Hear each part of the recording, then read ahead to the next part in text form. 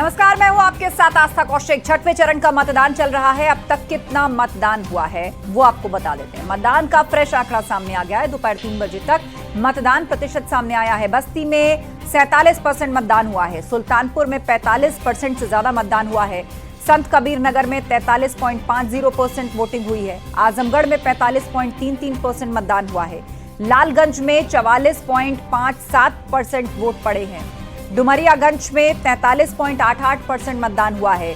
जौनपुर में 43% से ज्यादा वोटिंग हुई है। श्रावस्ती में भी 43% से ज्यादा वोटिंग हुई है। मछली शहर में भी 43% से ज्यादा मतदान हो चुका है। बात करें भदोई की तो 42.42% वोट पड़े हैं।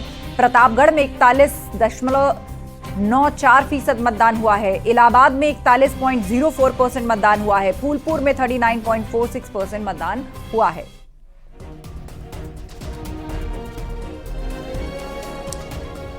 तो 3 बजे तक उत्तर प्रदेश की जिन सीटों पर चुनाव हो रहे हैं उनमें कहां कितना मतदान हुआ उसका ताजा आंकड़ा इस वक्त हम आपको बता रहे हैं। बस्ती में 47%, सुल्तानपुर में 45 से ज्यादा, आजमगढ़ में 45 से ज्यादा, लालगंज में 44% से ज्यादा वोटिंग हुई है। तो डुमरियागंज और जौनपुर में 43% से ज्यादा मतदान हुआ है। श्रावस्ती और मछली शहर में भी 43% से ज्यादा वोट पड़े हैं।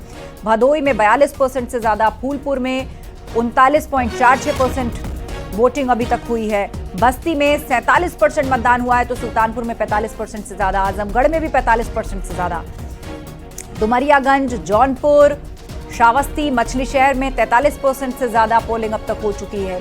भदोई में 42.42% मतदान हुआ है। तो सबसे बड़े चुनाव की सबसे बड़ी कवरेज लगातार इस वक्त आप न्यूज 18 पर देख रहे हैं। और कहां कितने परसेंट मतदान हुआ दोपहर 3 बजे तक उत्तर प्रदेश की जिन लोकसभा सीटों पर मतदान हुआ है उनका आंकड़ा जान लीजिए। जौनपुर, फूलपुर 49% से ज्यादा,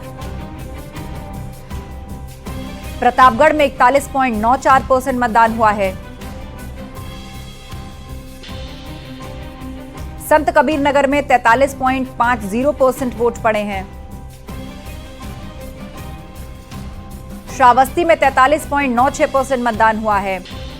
बात और लोकसभा क्षेत्रों की जाए तो सुल्तानपुर में 45.40% वोटिंग अभी तक हुई है। दोपहर 3 बजे तक का यह आंकड़ा हम आपको दिखा रहे हैं। जौनपुर में 43.63% मतदान हुआ है। सर्वेश दुबे हमारे साथ लाइव इस वक्त प्रयागराज से जुड़ रहे हैं। सीधा उन्हीं का रुख कर लेते हैं। सर्वेश, मतदान केंद्रों पर फिलहाल क्या आप देख पा रहे हैं और प्रयागराज में अब तक कितने % मतदान?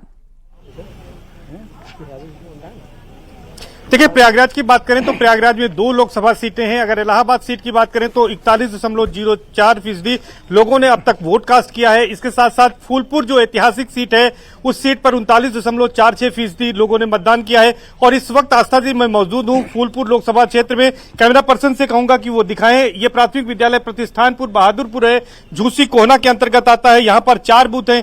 यहाँ पर करीब 40% मतदान हुआ है।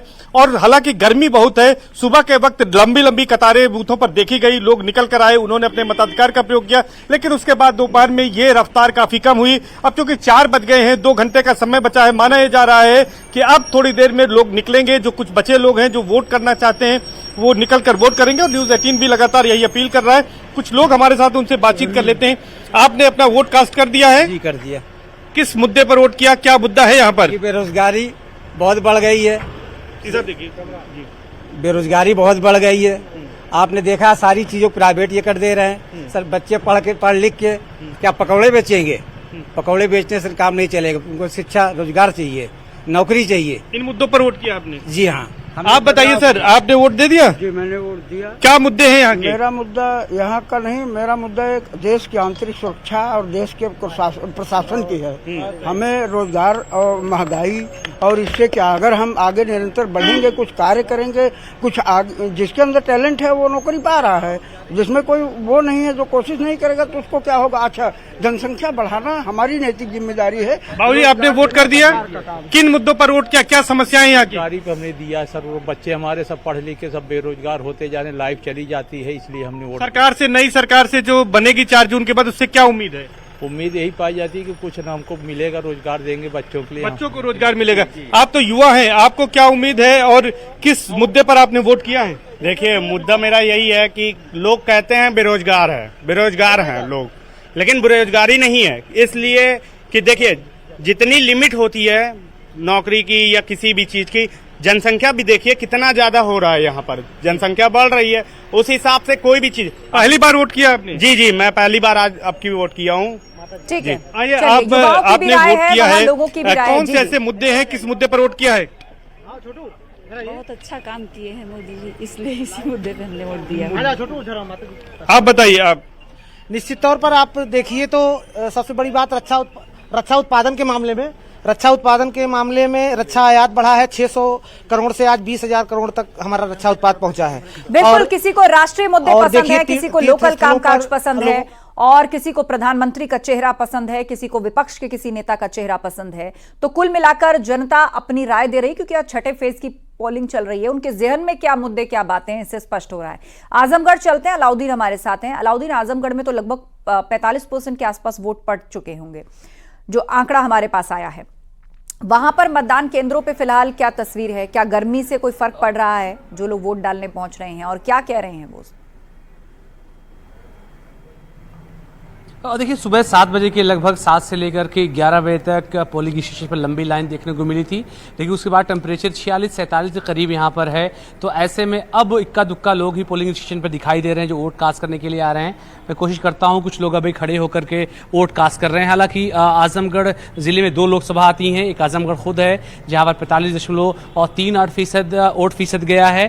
साथ ही लालगंज जो कि लोकसभा है वहाँ पर 45 के करीब वोट परसेंटेज है।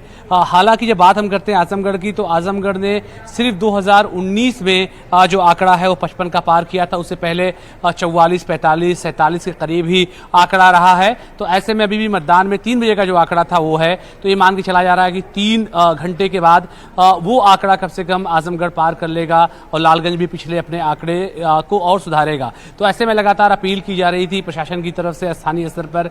हालांकि इक्का दुक्का लोगों के आने का सिलसिला अभी भी जारी है, वोट कास्ट करने के लिए लोग आ रहे हैं। लेकिन ये मान के चलिए कि सुबह जो मैक्सिमम वोट कास्ट था वो सुबह हो गया था, क्योंकि टेम्परेचर बहुत ज़्यादा है, बिल्कुल जो है बहुत ज़्यादा गर्मी है, लेकिन तब भी लोग जो छूटे हुए हैं वो लगातार मतदान स्थल का रुख कर रहे हैं। मैं शहरी इलाके में हूँ, शहरी इलाके में। हालांकि पोलिंग स्टेशन पर भीड़ फिलहाल नहीं दिख रही है, क्योंकि गर्मी है। लोग बाग या तो ढलती हुई शाम में एकदम से लाइन में आते हैं, या सुबह सुबह वोट डालकर जाना पसंद करते हैं। तो लोगों से अगर आप बात कर पाएं, जो लोग आ रहे हैं, क्या मुद्दे उनके हैं, उनके जहन में क्या है आजमगढ़ को लेकर, देश प्रदेश को लेकर? जी बिल्कुल, मैं कोशिश करता हूँ। एक नए वोटर हैं, वोट कास्ट करने जा रहे हैं। नहीं, वोट कास्ट करने आप जा रहे हैं, मैं कह रहा हूँ आजमगढ़ के आप रहने वाले हैं, किन मुद्दों को दिमाग में रख के आप वोट कास्ट करने जा रहे हैं? विकास का मुद्दा रहेगा यहाँ, तो वही मुद्दा ही है कि खाली यहाँ पे जो प्रेजेंट टाइम के भी सांसद हैं वो भी दावा कर रहे हैं कि इलाके में उन्होंने सड़कों का जाल बिछाया, कम वक्त पे उन्होंने ज्यादा काम करने की कोशिश की है। हाँ जी, हर काम तो यहाँ पे होता ही रहता है, धीमे धीमे हर लोग सब आते हैं, सब लोग सब काम करते रहते हैं। सब क्या आजमगढ़ का विकास पिछले दिनों की तुलना में हुआ है? हमको तो नहीं लगता ये सर। देखिए, इक्का दुक्का लोग आ रहे हैं, विकास की बात तो कर रहे थे, उस पर वोट कास्ट करने की बात कर रहे थे। हालांकि आजमगढ़ में 2 लोकसभा है और चौतरफा अगर देखा जाए तो वेल कनेक्टेड भी है, लखनऊ से अस्पताल भी यहाँ पर तमाम चीज़ें बनी है। लेकिन अपने हिसाब से तमाम लोग जो है वोट कास्ट कर रहे हैं। कोई विकास का मुद्दा है, कोई इंटरनल सिक्योरिटी है, कुछ लोग रोजगार के मुद्दे पर भी वोट कास्ट करते हुए सुबह जो हम लोगों ने लोगों से बात की थी वो दिखाई देती है। हालांकि ये इलाका पूरा समाजवादी पार्टी का गढ़ कहा जाता है, लेकिन पिछला जो बाई इलेक्शन हुआ था 15 महीने पहले, उसमें जो है समाजवादी पार्टी के प्रत्याशी थे उनको हार का सामना करना पड़ा था। लेकिन इस बार भी प्रत्याशी वही है। देखने वाली बात ये होगी दिनेश लाल जो निरहुआ हैं उनके सामने 4 जून को रिजल्ट किस तरह का आएगा। बिल्कुल बिल्कुल, तो यहां पर लोग खुलकर के अपनी राय रख रहे हैं और वो बता रहे हैं कि कौन से मुद्दे या कौन से लोग या चेहरे उनके लिए इंपॉर्टेंट हैं, क्या सोच उनकी है। एक बार फिर से रुक करते हैं प्रयागराज का। सर्वेश दुबे हमारे साथ हैं। सर्वेश, आप लोगों से बात कर रहे थे, अपनी बातचीत जारी रखिए आप और जानने की कोशिश कीजिए कि छठे चरण में जो मतदान हो रहा है पूर्वांचल में, पूरी तरीके से सत्तारूढ़ दल बीजेपी ने अपने प्रचार में पूरी जान झोंक रखी है। प्रधानमंत्री मोदी से लेकर गृहमंत्री अमित शाह से लेकर मुख्यमंत्री योगी आदित्यनाथ से लेकर तमाम स्टार प्रचारक जो हैं वो ताबड़तोड़ रैलियां यहां पर कर रहे हैं, क्योंकि पूर्वांचल की जो 26-27 सीटें हैं उनसे बड़ा संदेश निकलता है। तो पूछिए जरा लोगों की क्या ओपिनियन। देखिए, निश्चित तौर पर मैं लोगों से बात करने की कोशिश करता हूं। कुछ लोग हमारे साथ हैं। दरअसल राहुल, गाड़ी खड़ी कर दो, गाड़ी खड़ी कर।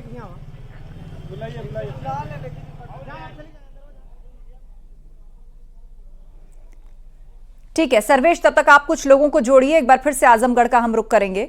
आजमगढ़ में हमारे साथ अलाउद्दीन है। अलाउद्दीन, और क्या कह रहे हैं आजमगढ़ के लोग? यहाँ तो मुकाबला बड़ा दिलचस्प है क्योंकि उपचुनाव में ये बीजेपी के पास चली गई थी आजमगढ़ सीट, लेकिन अब वापस से इस पर चुनाव हो रहा है, आम चुनाव। तो सत्तारूढ़ दल और विपक्षी दल, जिसकी ये पूर्व में सीट रह चुकी है, दोनों के अपने अपने दावे बड़े हैं।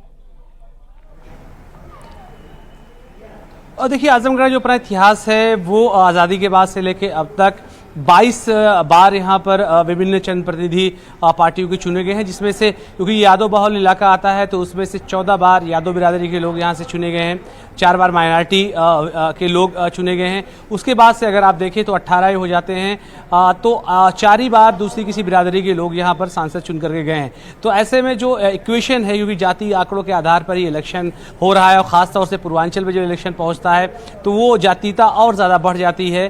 पूरा का पूरा जो इलाका है जो तमसा नदी के पास बसा हुआ इलाका है, चाहे वो अम्बेडकर नगर की बात कर लें या फिर अम्बेडकर नगर के बाद आजमगढ़ आता है, बस्ती का ये इलाका।